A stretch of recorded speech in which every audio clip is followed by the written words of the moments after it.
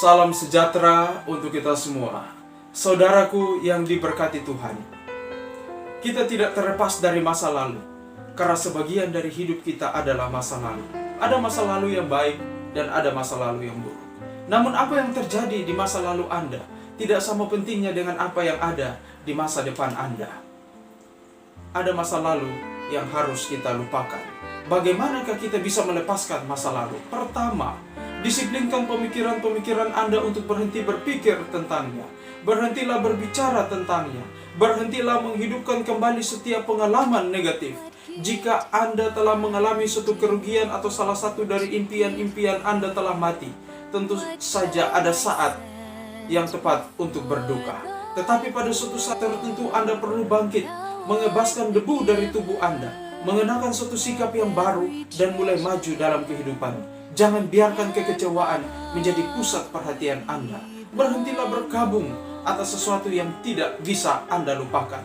Saudara, Tuhan ingin memberikan kepada Anda suatu permulaan yang baru. Tetapi Anda harus melepaskan hal yang lama sebelum Anda bisa melihat hal yang baru. Biarkanlah pintu itu tertutup di belakang Anda, dan melangkahlah melalui pintu di depan Anda.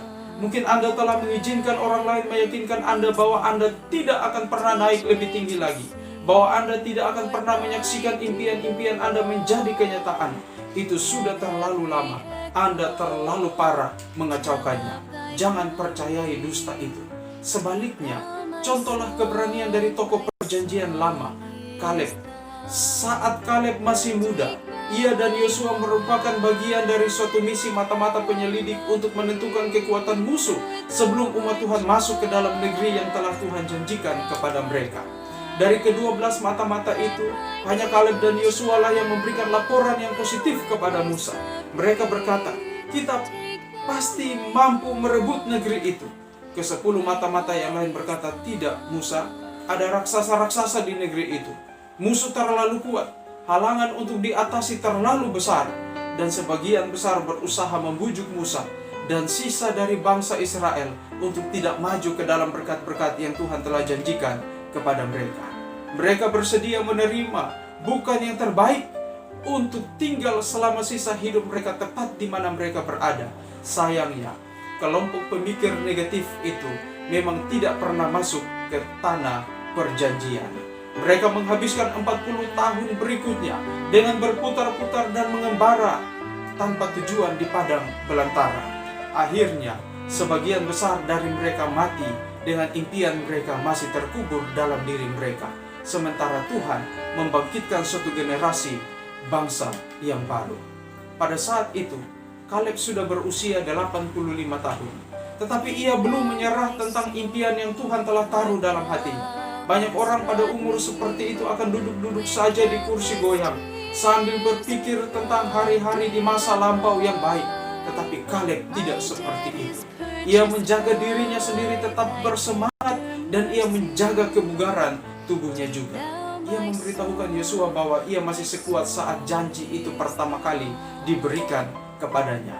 Kaleb kembali ke tempat yang sama, gunung yang orang lain tidak daki. Ia berkata, Tuhan, berikanlah kepadaku gunung ini. Kaleb sedang mengatakan pada dasarnya, aku tidak ingin tempat lain untuk ditinggali. Aku masih mempunyai impian ini dalam hatiku. Memang menarik, Kaleb tidak meminta warisan yang mudah didapatkan. Nyatanya gunung yang ia klaim ditinggali 5 raksasa. Seharusnya ia bisa menemukan tempat lain yang tidak diduduki orang lain, lebih mudah dicapai atau lebih mudah direbut. Tetapi Kaleb berkata, tidak, aku tidak peduli berapapun halangan yang ada di sana. Tuhan menjanjikan kepadaku tempat ini.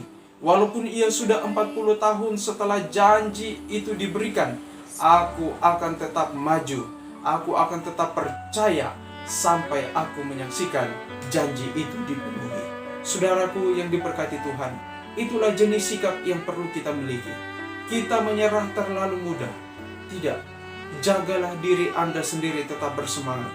Anda mempunyai karunia, Anda mempunyai bakat, dan Anda mempunyai impian itu.